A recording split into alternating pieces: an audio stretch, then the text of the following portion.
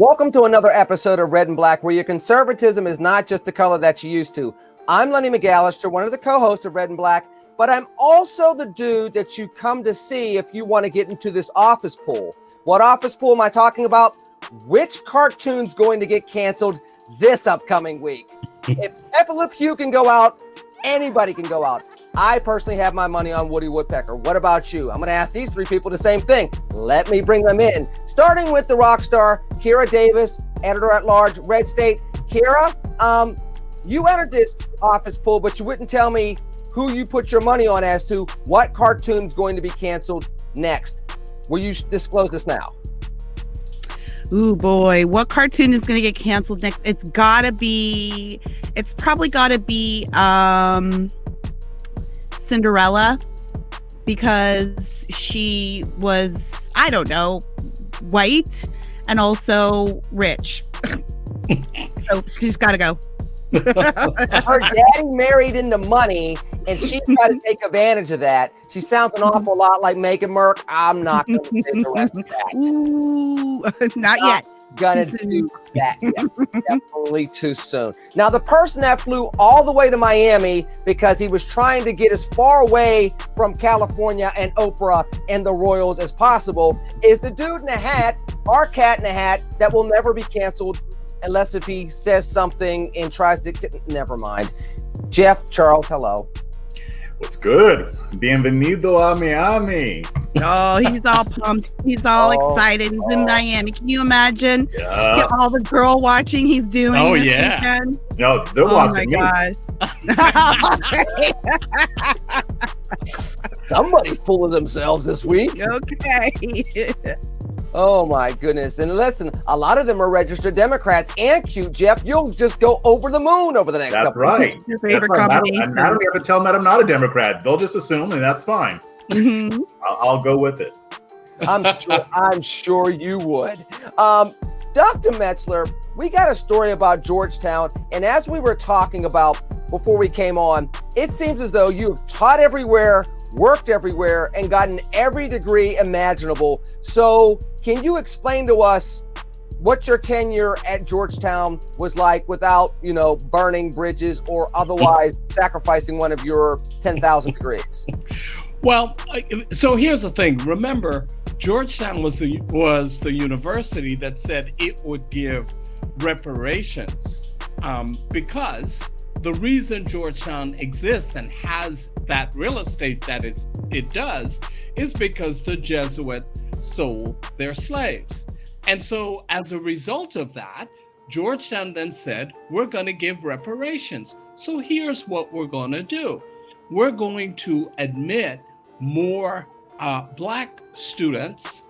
And of course, they said more qualified Black students, which always gets me. Why do you have to qualify it? But okay. We're qualifying qualifications. Right. Love America. But here's the thing. Here's the thing about that. They admitted these students and said, no scholarships, pay your way. So what again is the reparation? Yeah, what is the reparation?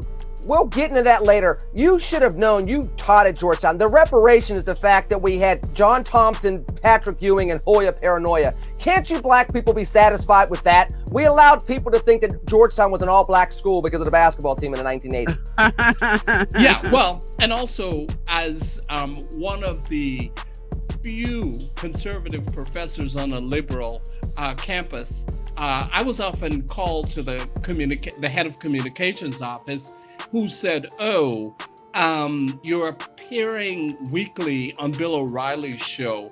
We are afraid that then is the message of Georgetown. So could you stop? I said, sure, when you tell Michael Eric Dyson to stop appearing on MSNBC. Because Michael and I were hired on the same day. It was a lot of Blackness.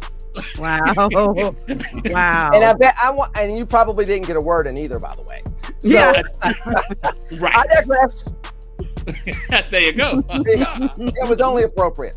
Let's start because Kira, literally, there's something in the contract this month where we can't get 6 minutes into the show without her saying something about Gavin Newsom. So we're going to go to the West Coast and then go to the East Coast. But Kira, let's start with the West Coast because this dude seems to be underwater, and he's not the only Democrat governor that seems to be in hot water right now. Yeah, I don't think he's quite accepted how deep underwater he is.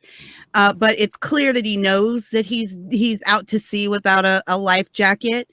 Just yesterday, the signature gathering passed 2 million. That was the goal, 2 million signatures.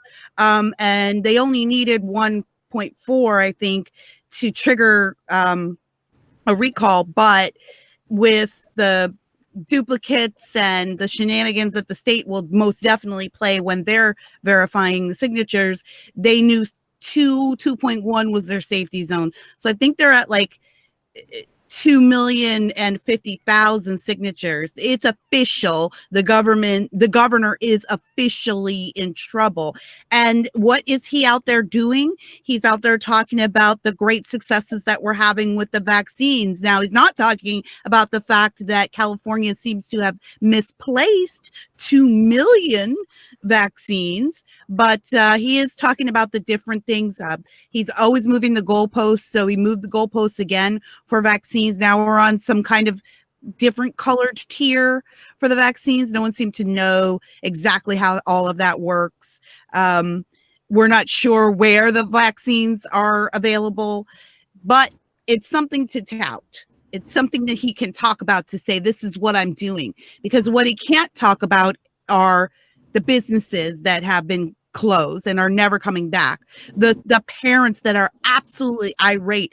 I would say school is the number one issue in the state, without a doubt, probably across the country. In most places, school is the number one issue. The Democrats, generally speaking, and in the state of California, have grossly misplayed their hand on this issue. I can't believe that they thought parents were just going to sit home and be okay with their children being off school for a full year or more. We are recording this as Joe Biden finishes up his first public address, official public address from the White House, and one of the things he said was kids might get back to school in the fall, K through 8th grade. So they don't have any plans. The governor has no plans to force the teachers to get back to school. And he thinks that parents are just going to be okay with it. And then here's the crown. Here is like the chef's kiss, though. You know that Newsom knows he's in trouble because now he keeps talking about the recall as a racist right-wing conspiracy. So, Jesus. Yes. yes. That is the new line on the recall, that this is run by white supremacists and racists on the right who don't like his commitment to equality. So I'm going to go to the Texan with a joke, which is, look, I don't know why we're shocked. If Beto O'Rourke can be a Latino candidate for the U.S. Senate, then we can have Gavin Newsom be hated against by racists that want to get him out of the gubernatorial mansion. Jeff, make sense of this, please. You're from California, too. You know, when I see stuff like this, I always ask, I mean, is it that Newsom is stupid, or does he just think that Californians are stupid? I mean, the idea that it's racist is ridiculous. It reminds me of another Cuomo, not the one that we're going to talk about later in the show, but another one that goes by the name of Fredo, and think that that's like the Italian version of the N-word. He tried to pull that crap too, you remember. So to me, the fact that he would even conjure racism, knowing that he's as white as Mitt Romney wrapped in powder, like it shows a level of desperation. Like he obviously is freaking out. He doesn't know what's going on. Oh, he knows what's going on. He just doesn't know what to do about it. So he might be trying to put forth that front. The notion that it's racist is ridiculous. I can't even imagine how we even try to even connect that to racism. But I'm sorry. I mean, I'm not in California anymore, but I am from California, born and raised. And yes, it is very left wing, but there's only about so much that they'll take. And I'm already seeing that they're getting to their boiling point. The fact that they vastly surpassed the number of signatures that they needed shows that he's in trouble. And like I've told other people, California will recall a governor. They will recall a governor. and they won't have any problem doing it. Newsom is in deep, you know what. Dr. Metzler, does this dude forget that literally over the last 60 years, they elected a bad actor and a bad action? Whoa. Hang on, Lenny. Hold up. Was Ronald Reagan really that good of an actor? I mean, other than the Gipper, was he really that good of an actor? Oh, I don't know. I thought you were talking about Arnold. Oh, that's what I thought. Okay, yeah, no. I said a bad action hero. I mean, after a while, he has like 3 lines, right? Hasta la vista, baby. I'll be back. Great. Yeah. No. The other line is. Guess whose money he took all through the 80s and 90s with those 3 lines. I didn't say he didn't make money. All I'm saying is it wasn't exactly like, you wouldn't say, Sidney Poitier and Denzel Washington are not exactly the 2 names you put beside Arnold Schwarzenegger and Ronald Reagan when it comes to acting, right, Dr. M? But I digress because they became governors in this state. What is Newsom thinking? Well, Newsom is thinking that he is invincible. That's what Newsom is thinking. He's invincible. He's thinking that California is a lot farther left than it actually is. He is also thinking that, in fact, everybody loves me. And, in fact, he may be black on the inside. Don't know. Rock rule. Look, wait a minute. Let's not start that again.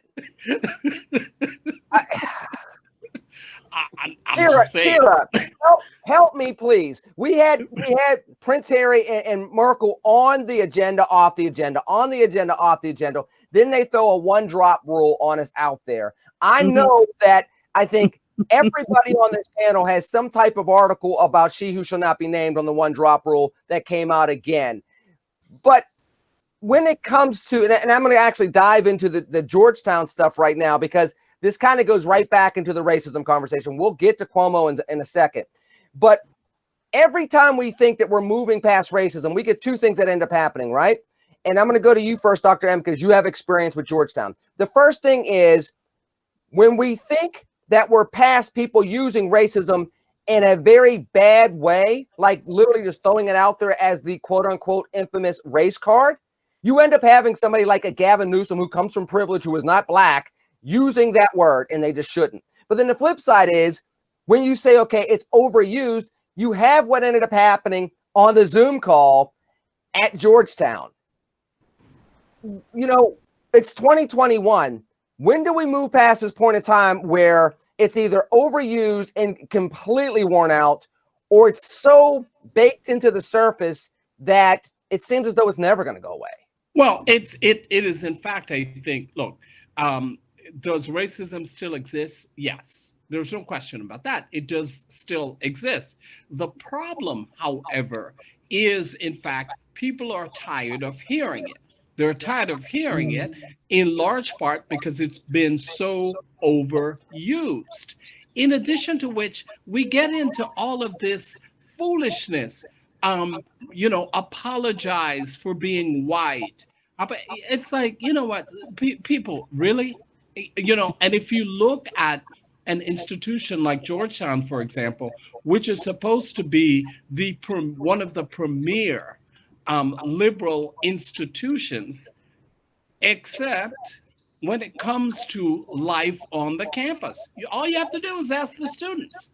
That's all you have to do. You look at the tenured professors, you look at their tenure process. That's all you got to do. So at the end of the day, will we ever get past it? I am not sure. But I think all of this conversation around apologize for your whiteness, all of this woke nonsense, it just absolutely has gotten on nerves I don't even have. Look, Jeff doesn't apologize for chasing Democratic women. Kira doesn't apologize for being Canadian. You don't apologize for being the smartest person on the show. I have apologized profusely for being Canadian over and over again. No one ever accepts a seat and you never apologize. Never apologize. It makes you weak. Donald Trump walk into this show. Holy cow.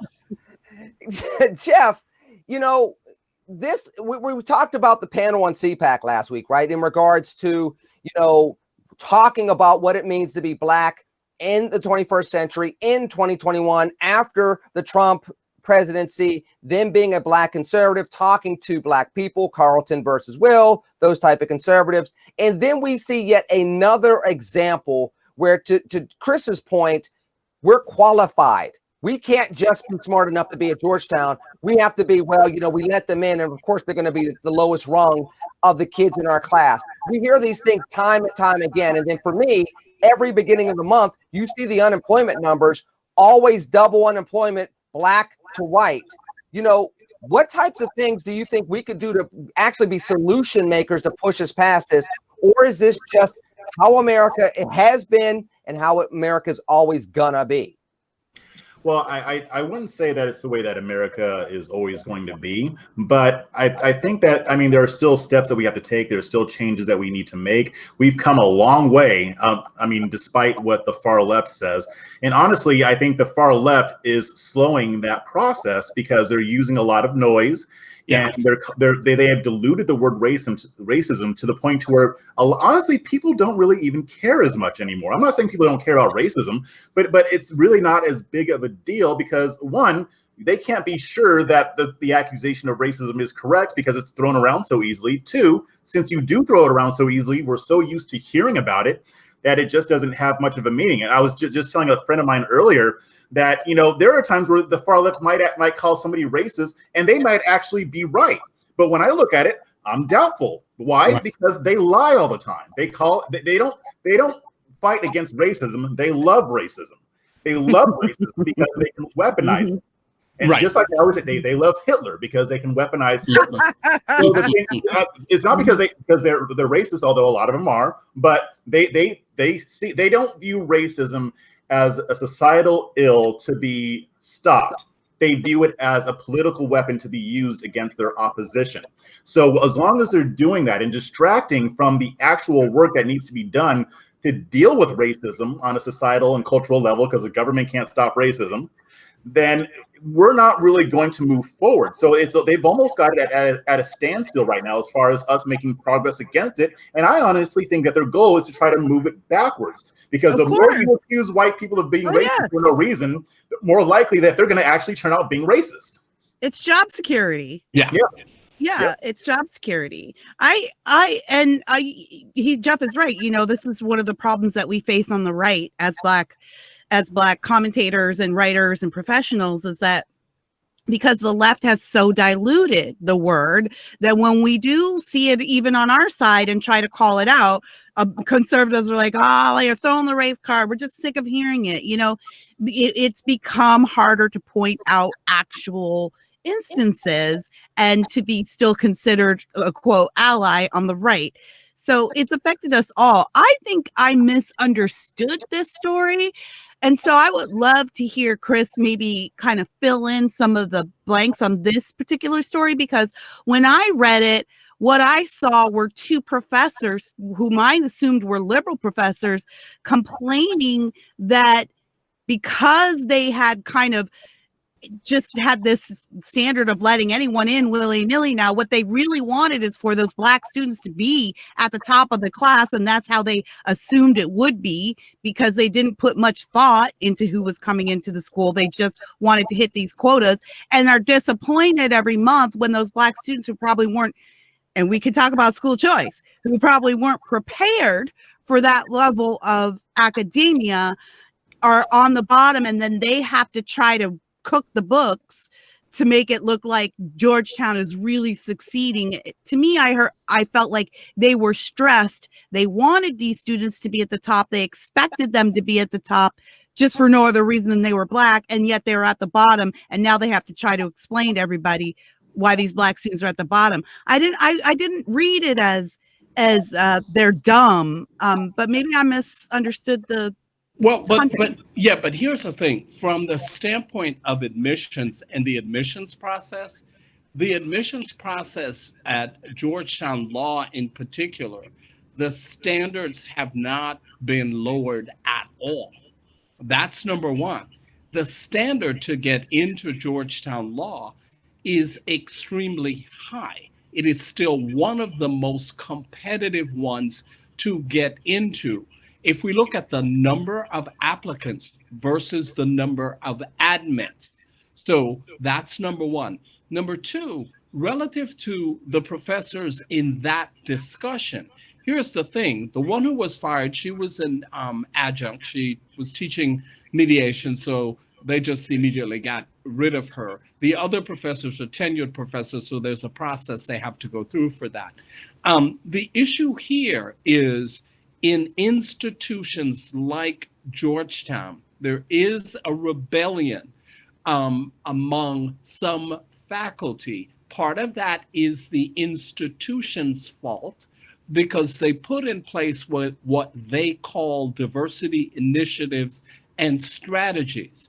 The message that people get, professors, etc., is they are being admitted because of diversity. That then puts in the professor's mind a very different approach to how they interact with those students.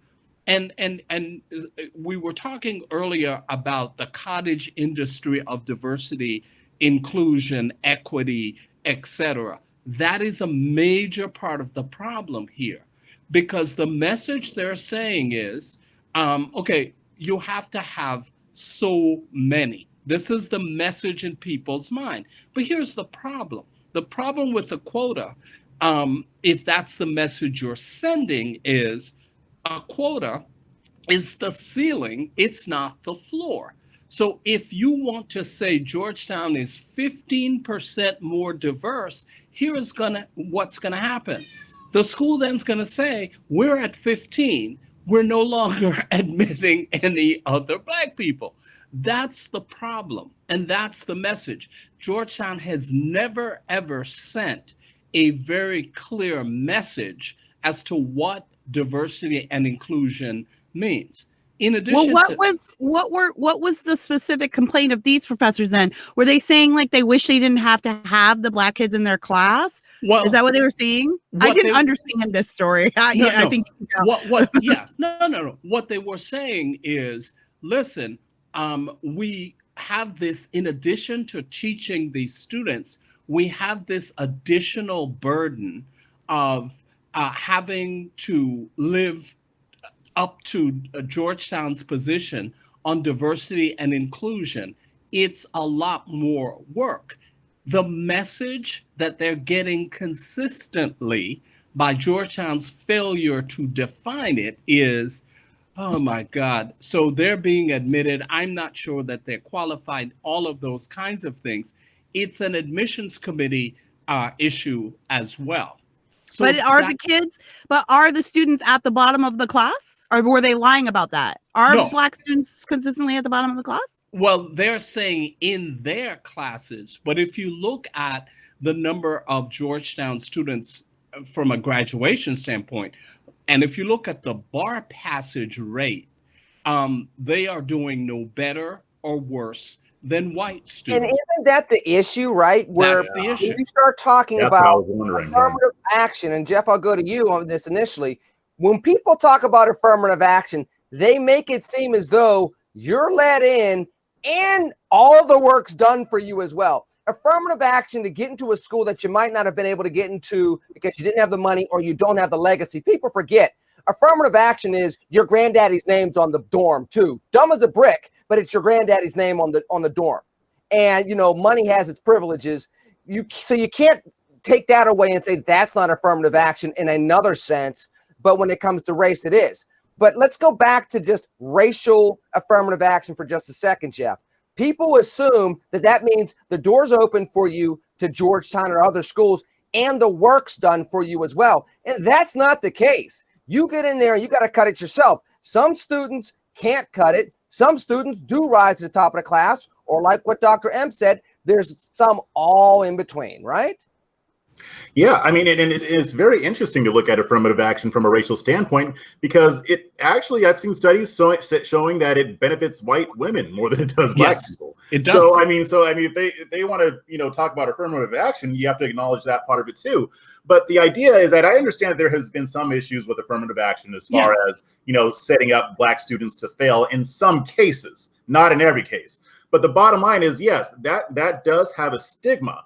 Yeah. I mean, and here's the thing: I would rather for an institution make that decision on their own if they want to have a more diverse student base. But even so, even when they do that, there is that stigma because people don't tell the other side of the story. Like you just said, Lenny, they still have to do the work. They still have to stay up late at night. They still have to not party as much as we think they do and actually get the work done. And then after they get out, they still have to pass the bar. And Dr. Metzler just said it. They don't fare any better or worse than their fellow students. So the idea that this teacher would say these things, and here's the thing, when I actually just looked over what she said, she didn't even specifically say that most of these students are black. She just said that a lot of black students were there. And here's my thing: if she had said, I noticed that in my classes, a lot of the students that fail out are black, what do I need to do to fix this? What do we need to do to fix this? I would defend her. But yeah. I'm not seeing that was said. And if it was, you can correct me. But I didn't see that in what I read. So, and here's the other thing too, that institutions like Georgetown, the more prestigious law schools, at the end of the day, folks, it doesn't matter in those schools if you are at the top or the bottom. Also, understand at those schools, frequently you get what is known as the gentleman's B. Everybody gets a B. As a matter of fact, I oftentimes when I taught at Georgetown, the complaints against me was he failed students. My response was, no, I didn't fail you. You failed. You failed. You failed yourself. So when we're talking about those schools, and it's always interesting to me, you look at Yale Law School, for example, people talk about, I was at the top of my class at Yale Law School. That's not possible. Yale does not rank. Yale is one of the few pass-fail law schools in the country. The issue is getting in. Once you're in, pretty much everyone, everyone's at the top of the class. I'm getting an education right now. I didn't know any of that. I appreciate Chris absolutely positively blowing up my resume with the little Yale Law School thing. I'm going to have to delete some things when we get off the show. Kira, but isn't this part of the issue when you start talking about racial advancement? And we're going to get into Cuomo in just a second, I promise, because I think he's gone. I think he's on a timeline, but we'll talk about that in a little bit. When we talk about race, though, and we talk about race and education and its cross-section, and again, the whole Biden thing is supposed to be, I'm going to reunify America. And yet, just like Obama, and I'm not trying to blame those two guys, I'm just saying these things, folks, are still here. And again, to Dr. M's point, Georgetown is a liberal university that is supposed to be one of these bastions of progressivism. And yet, this is the mindset that they don't really belong here. They seem to always be at the bottom. And what's overlooked, and we haven't talked about this yet, and Kara, I'm going to go to you first on this, is these people have impact on people's lives. If this is the mindset they're going into dealing with African-American students at prestigious schools, and this is the approach, this impacts how that kid's going to come out, what type of jobs that might be up for, what type of initial recommendations they get, and that can set a kid behind the curve for their whole career if this plays out right. And it goes back to Chris's point, Kira. You know, the bottom line is no one asks what your grade point average was if they see Harvard on your resume. They just ask you how much you want in a signing bonus. Yep. Yeah, I'm still so confused about this story because we can talk about affirmative action. I have thoughts on affirmative action, but I guess when I was reading the story, what I was looking at, and this shows you how your filters can change a story for you. I was looking at two liberals feeling really bad about how they're like so open-minded, and yet they're at the bottom of this class is all their Black students, and that's embarrassing to them because they're supposed to be, look at what we've done, and these should be at the top of our class. So I definitely, either way you cut this, though, this is a story about liberal bullshit and what it does precisely. What it does to people, right? Like it turns the focus on yourself, even with like quotas. It can do that. So it can this is why I don't like quotas, and I'm not a big fan of affirmative action, actually, but this is one reason why, because it allows people to feel better about it's an easier path to be like, oh well, we just did this, like Chris said, like that's the floor, like that's the ceiling. Look, 15%, we're done. We did it. It's like a Fox News, and they can't do it. No one can do it, because we are fighting this thing where we don't ever get to be just Americans. We have to be Black Americans. Fox News can have 2 Black anchors and 30 white anchors, but they can't have 2 white anchors and 30 Black anchors, because then it's a Black network. Yeah. Georgetown can't have 80% Black folks, even though it's literally located in the chocolate city. Right. Because then it's a Black school, But they can have an all Black basketball team, and then of course. That's their money. And the thing with quotas, it's like, a good analogy might be if you go to a restaurant, you have like a party of 10, they automatically add the gratuity. So let's just say it's 18%. Well, but what if you might have been willing to tip 25%? If you put in the 18% tip there, that's all the server is going to get. Now, of course, there is the risk that people would tip less, but still that prevents them from being tipped higher than 18%. But I want to say this, and I want to make sure I throw it out there, go around the room, and then we'll transfer over to how long it's going to take before Andrew Cuomo is going to resign. The question that always ends up coming up as soon as you throw out affirmative action is, you can assume that 6-letter word that starts with Q is going to come out. And that gets to be frustrating, because affirmative action is an opportunity that was previously denied because of the legacy of racism and discrimination. Quota seems to be an arbitrary award that makes, to your point, Kira, somebody feel good.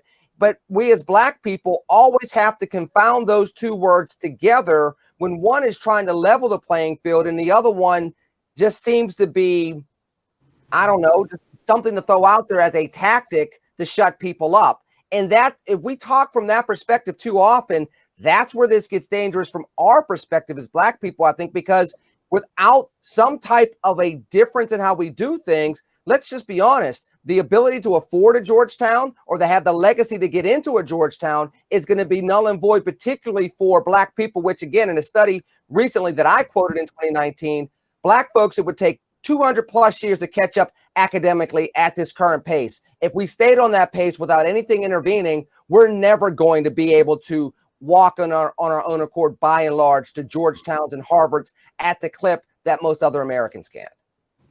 Yeah, and I look, when it comes to the issue, particularly of affirmative action, I think you're right. The idea was it was designed for access. That's what it was designed for. That was it. It was never meant to be permanent. It was just, okay, here's the legacy. Here's what we're going to do. Let's do that. But here's what happened. What happened is people took that and said, we must hire X percentage, which makes absolutely no sense.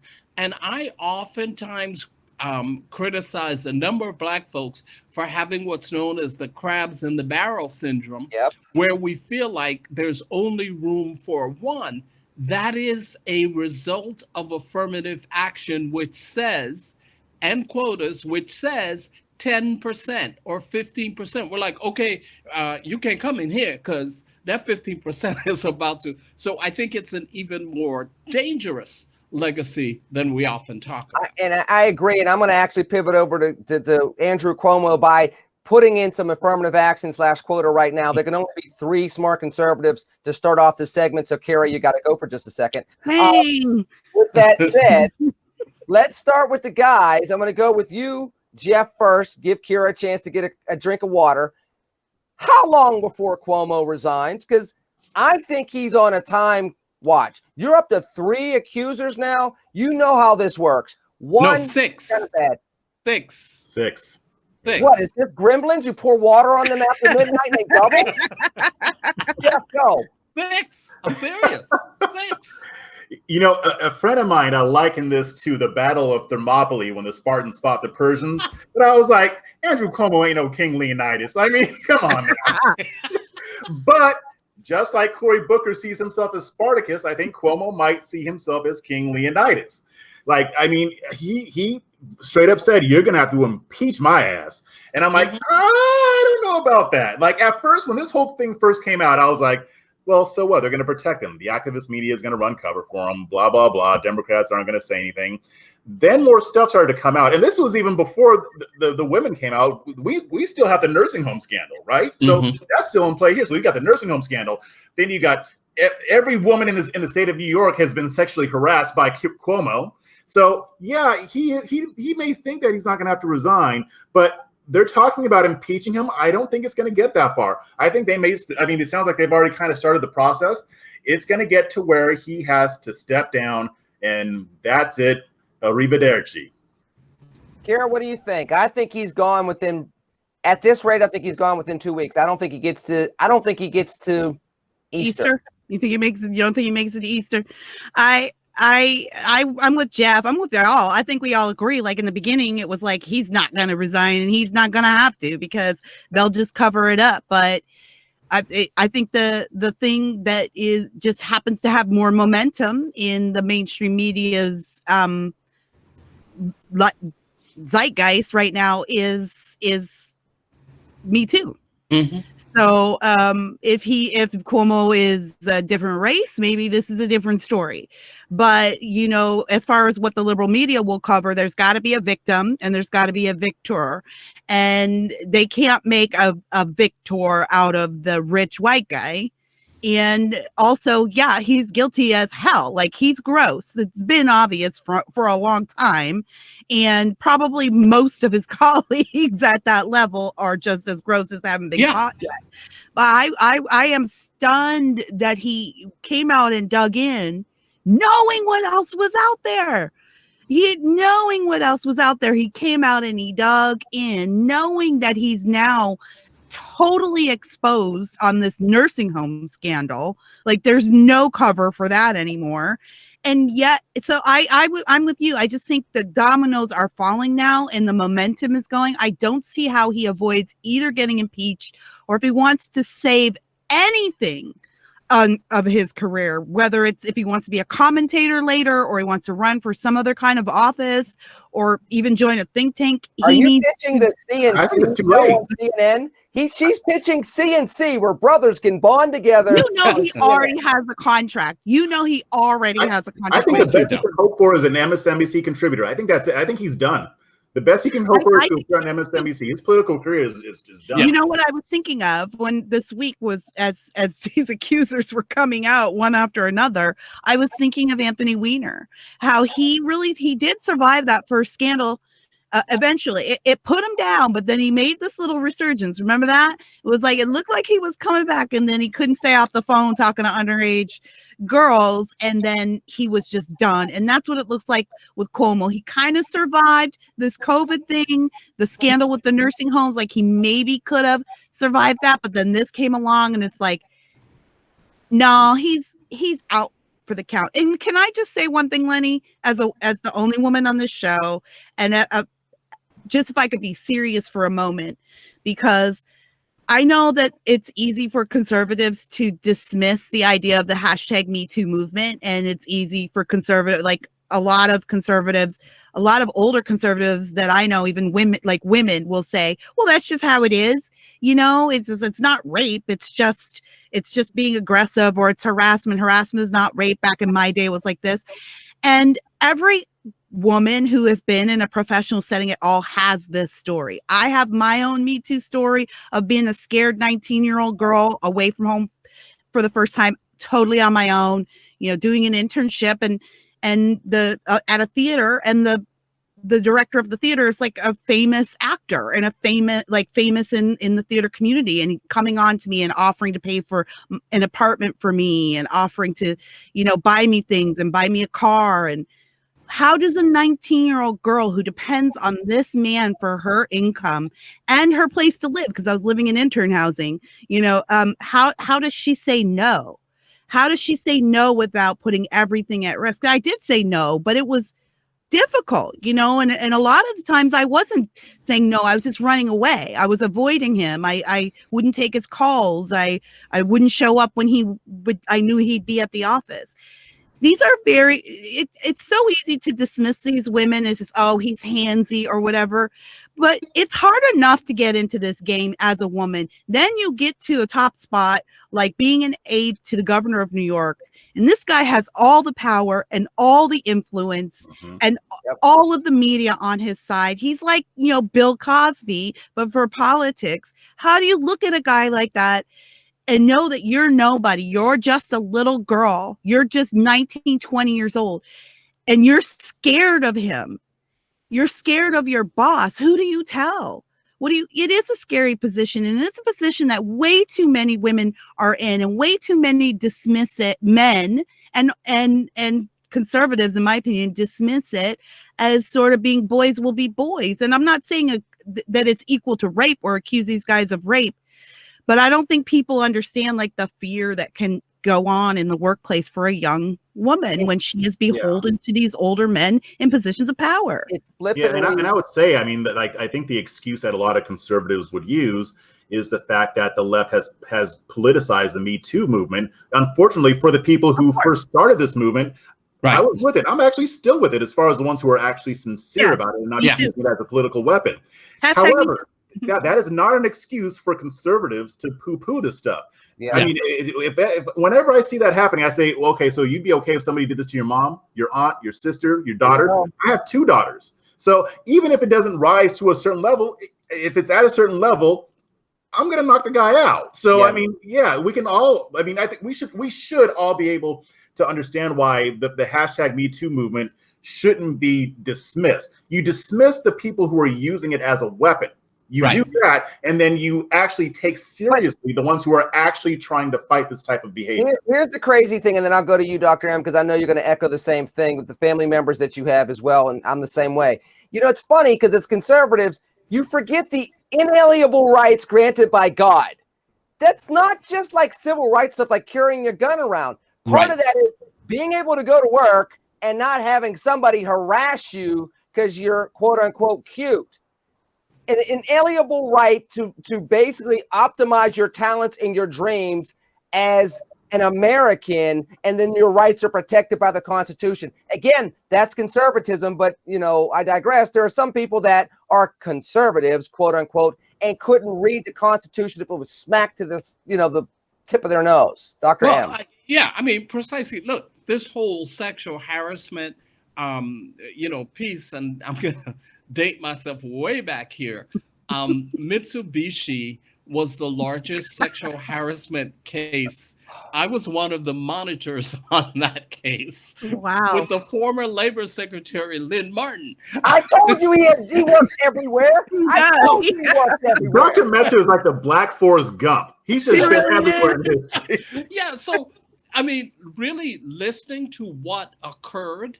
And conservatives, I always say, I understand the fact that you say, well, it's been politicized. Okay, but those two things are not mutually exclusive. Yes, it's been politicized. And yes, in fact, this continues to occur. Because, like Jeff said, I'll tell you what, you do that to any woman in my family, and you have to meet your maker. I mean, we got issues. Yeah, we got serious issues. Look, we politicize the flag. You're not supposed to make the American flag a tablecloth. And yet, I don't think that we stop putting the flag on flagpoles. So everybody stop with this. You've politicized Me Too. You can't politicize inalienable rights. Right. If you're a conservative and you're a constitutional conservative, go read the flipping document and go live it out. Enough about that. And the only thing I would say relative to Cuomo is, I I guess he wishes he was an Oscar Mayer winner. Wow. That is what he truly likes to be. Please do a supercut of Dr. M. Real quick, before we go to somebody that he probably wishes he really was, people forget we're reliving something. What's up with these New York governors? Does anybody remember the New York governor that got caught not too long ago? Actually, almost 20 years ago now, quote unquote, not too long ago, doing almost the same exact thing and completely derailed his career. He was on a presidential track as well. Who's that? Jeff, Kira. I know you know Dr. M because you probably got a story about where you probably don't know because 20 years ago I was a liberal. So I probably didn't. Well, then it was your governor, Elliot Spitzer. Oh, yes. Human trafficking. So, right. I mean, what is wrong with these folks where you literally should be on a path of destiny and you can't keep your hands to yourself? That, and it kind of goes back to, Dr. M was going off about Governor Cuomo, to be quite honest, a couple of episodes ago, but it does speak to character at some point in time. I mean, this is the whole problem with President Clinton, and people are like, well, you can't impeach upon character. Well, there's something to be said about character. Now, I'm not trying to politicize character or make it a partisan issue, but it is something that you have to look for when you're talking about political leadership that has been null and void across the board for years now. And I don't think that's a disputable point. Agreed. So with that said, there is somebody that I would say that Governor Cuomo probably wishes he was more like, that unfortunately also got himself canceled recently. Yes. Pepe Le Pew. It's not sexual harassment if you're French. Yeah, exactly. Right. No, that's true. It's I true. think that's in the Trying to Constitution. cancel a black man, a black French man who's just trying to have a little bit of romance. He probably would have paid for all her meals. He would have loved her so much. And they're trying to ruin this guy just because he's just a very passionate black Frenchman. This is racist. And she's playing hard to get. Yeah. Well, first of all, he's not just black, as you saw. He was a little bit of Michael Jackson. He was both black and white. So there's something to be said about that. Second of all, is this discriminating against people that have an aroma type of affliction? Maybe it goes down to something along those lines. Right. What about that? Pepe was like a role model for those people. That's right. Now he's gone. He should have hung out with my two older sons. Between the older one and the younger one, we had this kind of axe all across my house. But I won't go into that. 19 and he just started showering regularly. Yeah. It's either that or you smell perfume until you literally pass out from the smell. Dr. M, again, we started talking about The Office poll in regards to what cartoon's going to be canceled next. Playfully, which one is it going to be and why? Because some of this seems to just be going down a path of, okay, folks, can we please stop and remember that the cartoons were literally drawn in the late 1940s and try to look through it from that lens? Well, I've got my money on Miss Piggy. Oh, wow. She's a domestic abuser, and she intimidates the hell out of everybody, and she dominates Herman into that relationship. She is very problematic. She's very problematic, and she and Kermit were never married, so there's that. No, they did get married. Well, they would like that part. They did. They did get married in one of the Muppet movies. Oh, yeah. In the movies, they did. They got divorced in the TV show, though. They did. But she intimidated the hell out of Kermit's new girlfriend. Well, but the thing about it is, I think they will now accuse Miss Piggy of WAP. Oh my gosh. You gotta go. You gotta go. You're on timeout. Jeff, follow that up. I gotta go. I don't even want. I'm gonna say I digress 4 times so I can go get a drink. Go, Jeff.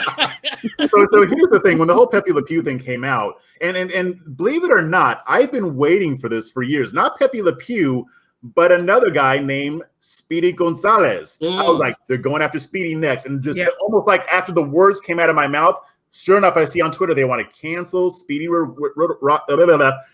Gonzalez and his cousin Slowpoke Rodriguez. Now, I don't know what to really say about that. I mean, if the Latino community is actually offended by this, which I don't think they are, then maybe I understand. But at the same time, like, you don't have to watch it. Nobody's going to run around beating up Latinos because of Speedy Gonzalez, just like nobody's going to beat up French people because of Pepe Le Pew. They're going to beat them up because they're French and nobody likes them, not because of the stuff. So my thing is, like, the Looney Tunes, I think at some point, I mean, Bugs Bunny, they might hold on to him because he used to cross-dress. Yeah. But the rest of them, I don't know. It's kind of suspect. I mean, maybe the Roadrunner and Wile E. Coyote, maybe they'll stay around. But at this point, they're going to cancel everybody. They even took away Elmer Fudd's gun. I mean, it's a trippy world that we live in nowadays. Yeah, but they won't. Bert and Ernie won't be canceled for obvious reasons. Well, they almost canceled, I think, Frank Oz because he said that he wasn't what they thought. Frank Oz had the nerve to say, no, they're just roommates. And God forbid they just be roommates. That's what they were in the 60s, 70s, 80s, and 90s. But we won't even go into it. Canceling Frank Oz means that you're going to cancel Miss Piggy and Yoda. Everybody. You know what? Let's cancel everybody. Yeah. Let's just cancel everybody. Cancel yourself because you have ancestors. I don't care where you're from. You have ancestors that were probably murderers, probably racist, probably, made something offensive, or said something offensive. Maybe they took their land from someone. Cancel your neighbor. They have problematic people in their past too. Cancel everything. You should stop and just listen to yourself. Dr. Metzler, real quick before we go, though. When it comes to this, and Kira's talked about this for a while, she's written about it brilliantly. Jeff's talked about this as well. But at what point in time are we going to be able to embrace even the worst parts of our culture and just learn from it? It's not the same as some of the other things that we have seen. It's a cartoon. Can we just look at this and say, okay, can we teach our boys that's not appropriate? By the way, I think it's literally taught in the cartoon that, okay, look, he never wins her affection. Right. Always gets away. And by the way, this blockhead's oblivious, and this is inappropriate behavior. I learned that at 7. Not that I learned how to date that way at 7. It might have seemed that way with, I won't even go into personal life stuff. But you understand where I'm going, right? When can we just learn from something in a gentle way where parents are involved teaching kids small lessons? Well, but I think, number one, that's the parents' responsibility to do that in the first instance. I think there's that. And I also think there's a larger issue here. It is the problem I have with the removal of statues. That's the problem I have. Why are we trying to erase history? How are we going to know? People are saying, well, just, put it in a museum somewhere and let it be the Museum of Hate. Seriously? It's the larger societal issue. Kira, what do you think before we go? I think that you actually brought up a good point, Lenny, about the lessons. And this is the same thing. Cartoons actually just aren't cartoons. Jordan Peterson actually has a great series on how we use memes, not the memes that you share on Facebook, but the idea of memes. A group of ideas centering around a story or an image to tell a larger story, to teach a lesson. That's what fairy tales are. And there's a movement now to get rid of the scary endings of fairy tales because the original Grimm's tales are very dark. But they were meant to be dark. It wasn't that people were too dumb to know that their kids were scared. That was the point. They were all allegories. They were all metaphors for this is what happens when you leave your mom and dad, too soon, or this is what happens when you disobey your elders, or this is what happens when you don't put healthier foods in your body, or they all had a role in society, and even our cartoons play this part for us, that they teach us lessons, that the bad things we see in cartoons are actually ways to tell fairy tales to children about what happens to you when you're too aggressive with the girl next door, or when you spend all your time chasing a bird that you're never going to catch instead of just worrying about yourself.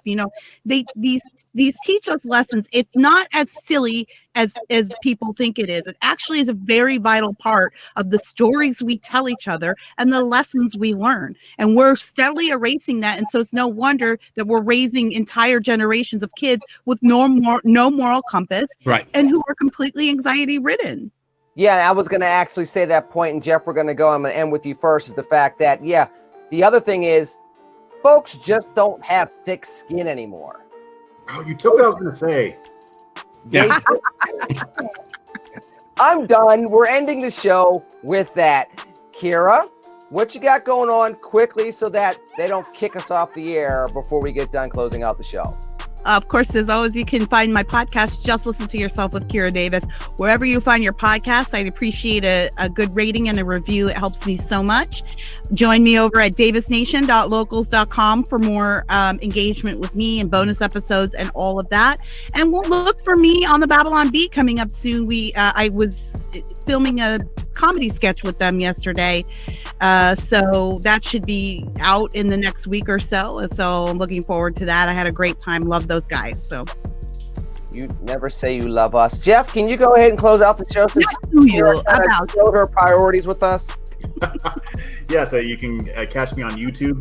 Catch my YouTube channel, Breaking Conservatarian. And check out my appearance on Bridget Fettis's podcast that just dropped today. That was a very, very, very awesome conversation. I loved it a lot. And you can check out my stuff at redstate.com, libertynation.com, and you can get me on Twitter at Jeff on the Right. Y'all are some name droppers. So let me go to the ultimate name dropper. Dr. M, go ahead and drop the 7,000 different prestigious places that you've worked. So people drop his name. Ronnie Reagan and you right. were golfing I dropped his name. The Russian crisis. Well, actually, this week I'm serving as an expert witness with the International Criminal Court on a major human rights, sex abuse, human trafficking case. We've been working on the case probably 6 months now. So I'm preparing to give testimony as an expert in that area to help better inform the court. Nice. I told you that Dr. Metzler is both funny and I know. I was smart. in a Babylon Bee sketch this week. I was like all impressed. I'm doing this comedy sketch. Yeah. Check out my YouTube channel while Dr. Metzler like informs on a very major international Literally case. saving Yeah, human thank you, beings. doctor. Now I feel great about myself. Wait a minute, hold on. I'm going to make you feel better about yourself real quick, Jeff. When we end the show, you're still in Miami. That's true. That's true. See how that worked? So look, and Kira still gets to be Kira. Dr. Metzler still gets to be very, very brilliant and smart. And I'm just going to end the show.